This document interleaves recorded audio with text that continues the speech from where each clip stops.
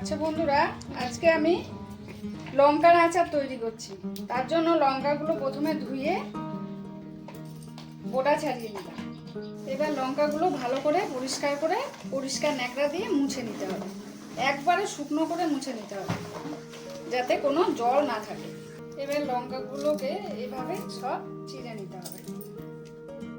এভাবে লঙ্কাগুলো সব কেটে নিলাম আর্ধেক আর্ধেক করে।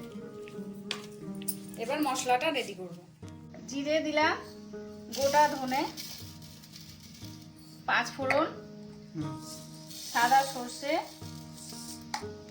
কালো সর্ষে আর একটু হিং। এই যে মশলা আমার রেডি। এখন এগুলোকে একটু ভেজে নেব শুকনো কড়াই। কড়াইটা গরম করে নিলাম। এবার গোটা মশলাগুলো একটু ভেজে নেব। বন্ধুরা, আমার মশলাটা ভাজা হয়ে গেছে, গন্ধ ছাড়তে শুরু করে দিয়েছে। এবার এটাকে নামিয়ে গুঁড়ো করে নেব। আমার মশলাগুলো ভাজা হয়ে গেছে। এবার আমি এগুলো একটু ঠান্ডা করে মিক্সিতে গুঁড়ো করে নিচ্ছি। মশলাটা একটু গোটা গোটা থাকবে বন্ধুরা, একটু দানা দানা থাকবে। আমার মশলা পেশা হয়ে গেছে। এবার কড়াইয়ে সর্ষের তেল দিলাম। এবার হিং ফোড়ন দিলাম, দিয়ে লঙ্কাগুলো একটু দিয়ে নেড়ে নিলাম। একটু নুন দিয়ে নিলাম, হলুদ গুঁড়ো দিলাম,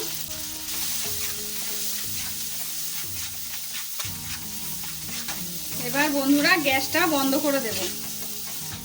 দিয়ে ভাজা মশলাটা দিয়ে দিলাম।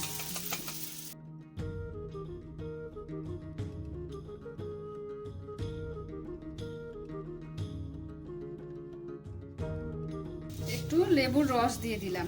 ব্যাস, আমাদের লঙ্কার আচার রেডি। এবার ঠান্ডা করে এটা কাঁচের বয়ামে ভরে নেব।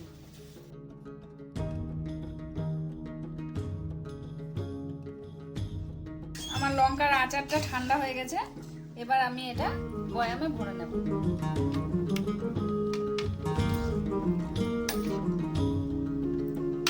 উপর থেকে একটু কাঁচা সর্ষের তেল ঢেলে দিলাম।